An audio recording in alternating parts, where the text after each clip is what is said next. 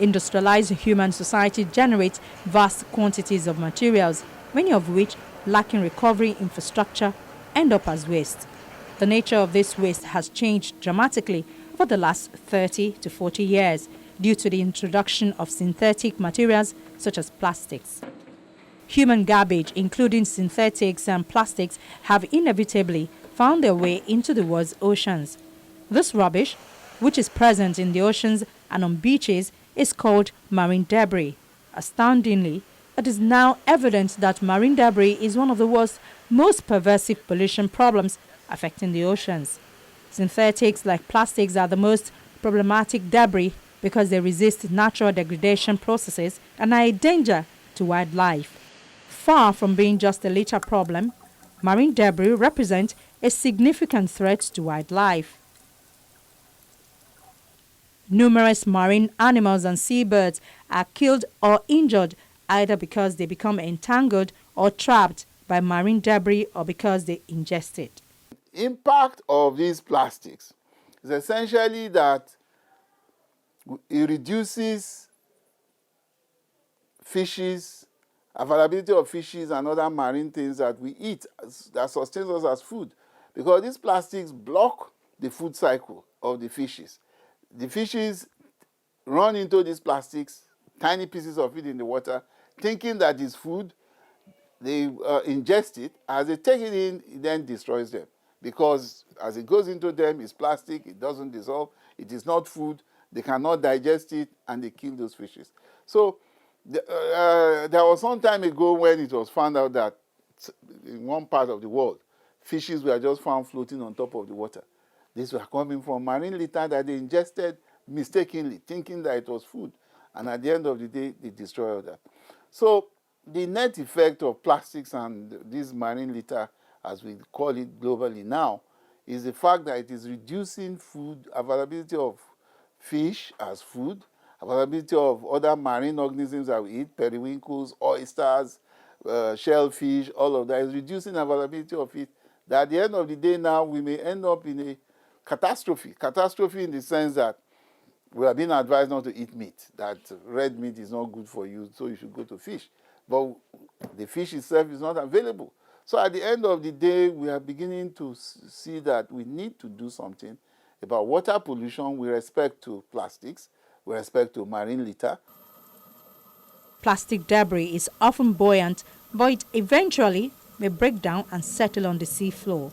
An accumulation of this debris on the seabed may affect the organisms present. Humans are also affected by the marine debris. For instance, plastic bags can cause economic losses to recreational boats when they block water intakes and result in burnt-out water pumps. Boats and ships can also incur costly repairs when derelict fishing gear such as nets and ropes get entangled around propellers and rudders. What it does is that it seals up the lagoon. And therefore, water transport, anybody trying to put a ferry, as Lagos State and several private individuals have tried to do, have not succeeded. They've not succeeded because the bottom, which is supposed to take the water, the propeller of the boat or the ferry they are putting there keeps getting clogged with plastic material. And the economic impact of that is really horrendous. And we are aware of several entrepreneurs who have had to abandon the water transport business because they couldn't get their boats to move in the water.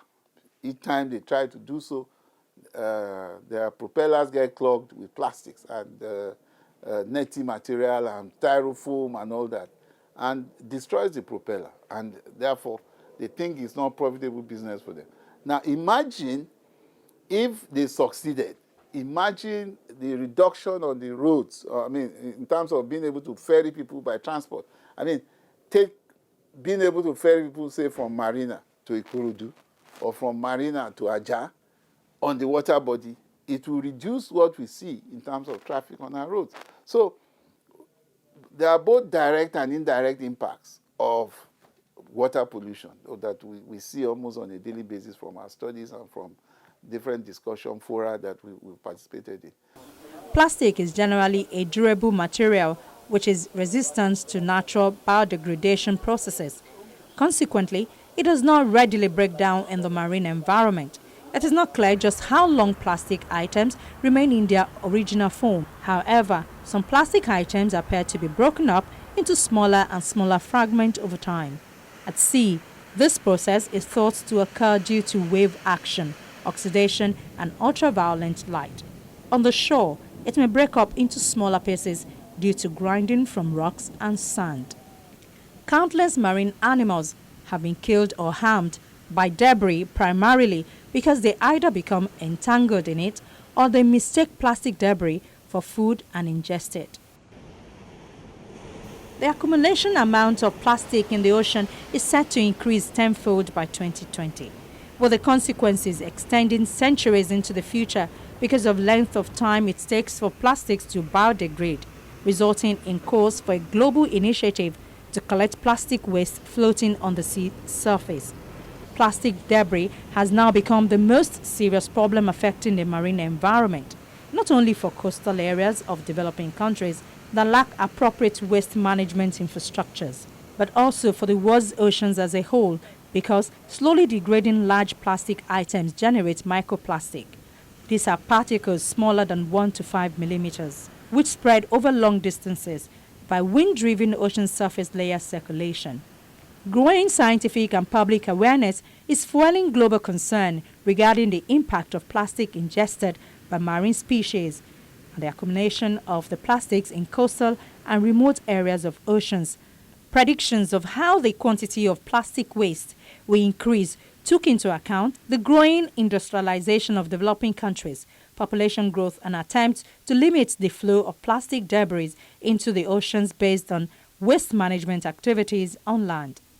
Before now, when the economy of waste management was not right, you didn't have people investing in it. Who probably would have invested in waste management in those days until we got the economics of waste management right in Lagos.